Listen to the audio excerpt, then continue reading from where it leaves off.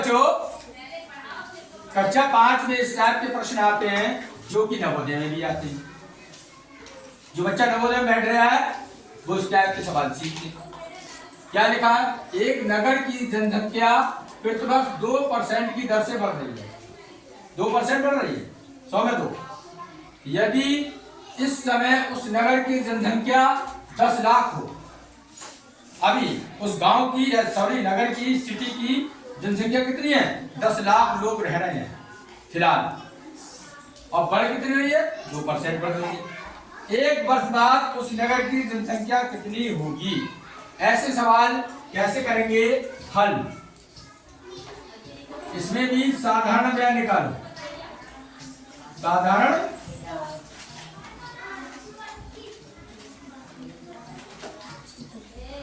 मूलधन की जगह जो होगा वर्तमान जनसंख्या, वर्तमान, यहां पर वर्तमान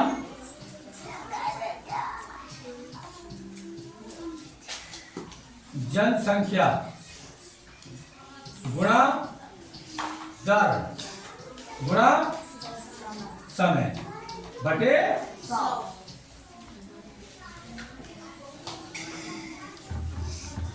साधारण ब्याज की जगह लिख सकते हो बढ़ी हुई जनसंख्या कितनी बढ़ेगी, वही तो ब्याज आएगा। कितनी बढ़ रही है, कितनी बढ़ जाएगी, तो देखो निकालो। वर्तमान जनसंख्या कितनी है? 10 लाख। 4, 5, 6 गुणा कितने % बढ़ रही है? 2। समय कितना है? 1 साल बटे 100। बोलो किसके समझ में आया?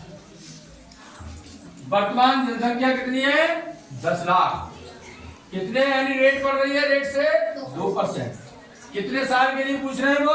1 साल। लग दी सारी चीजें, कुछ नहीं है। अब काटो पीटो, इससे ये कट गया, इससे 2 से गुणा कर दो इसकी। 1, 2, 3, 4 कितनी हो गई? ये 20,000। कितनी हो गई? 20,000। 1 साल में कितनी बढ़ी? 20,000।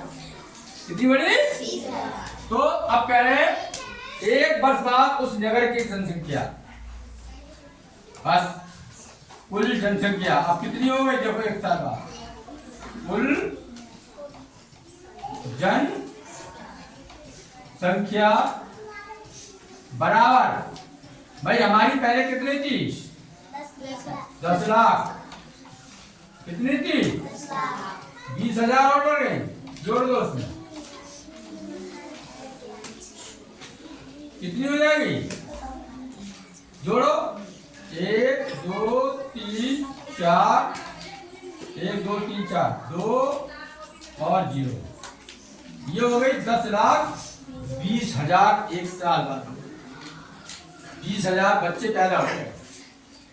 इसका मतलब अरे बच्चे तो पैदा हुए होंगे तब जनसंख्या बढ़ी, या कहीं बाहर से आ गए होंगे लोग, तो 1 साल में ही 20,000 लोग बढ़ गए। तो टोटल कितने हो गए उस नगर में जनसंख्या? 10 लाख।